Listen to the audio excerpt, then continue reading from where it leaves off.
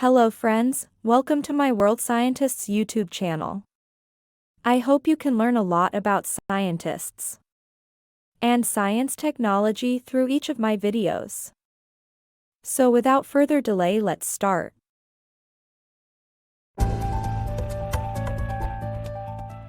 out-of-this-world research lab. Presented by Science at NASA. Every now and then when the sun sets, a bright light appears on the western horizon.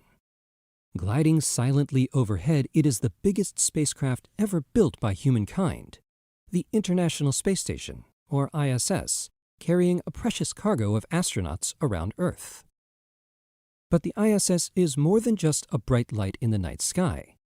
It is also an out-of-this-world research laboratory.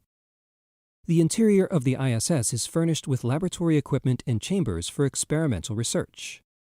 It's not as large as some Earth labs, but it has one thing that Earth labs do not: microgravity.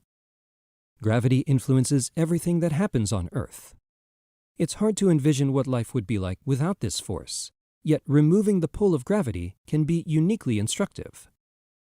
Reduced gravity provided by the ISS is a major attraction for researchers, says Joseph Nugget of NASA's Johnson Space Center in Houston, Texas. The weightless environment allows scientists to gain insight into basic phenomena in many fields. For example, says Nugget, we all have seen that roots of plants grow down into the earth.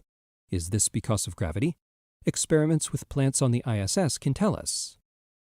Understanding how roots grow is directly applicable to space exploration.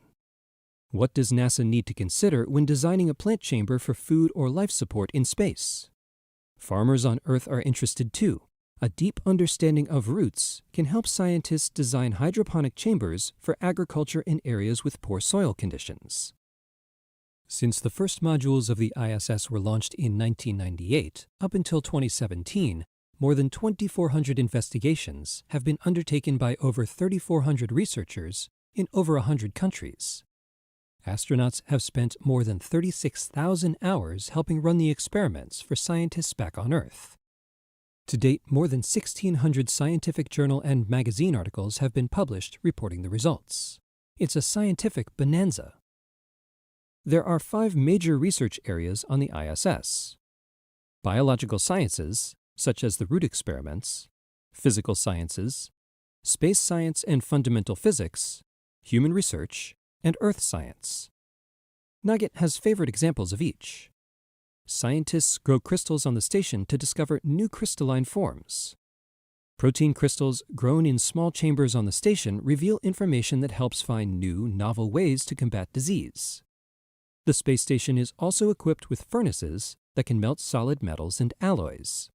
This can reveal the metal's crystalline structure in a new way and give greater insight into the properties of the material. While protein crystals are a biological science and metal solidification is a physical science, both are examples of how crystalline structure develops in microgravity differently than on Earth.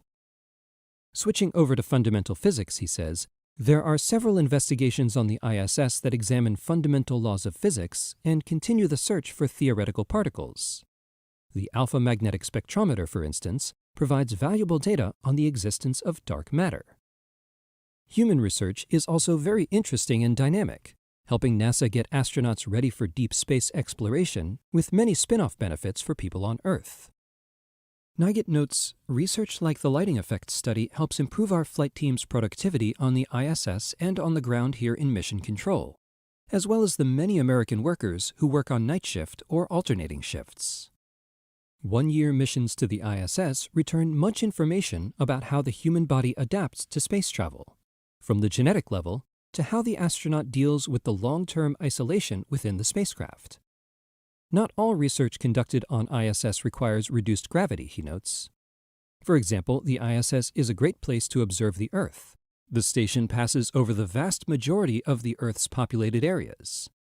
Sensors and cameras on the ISS can contribute to disaster assistance, tracking hurricanes, measuring wind and rainfall, as well as documenting events such as volcanic activity.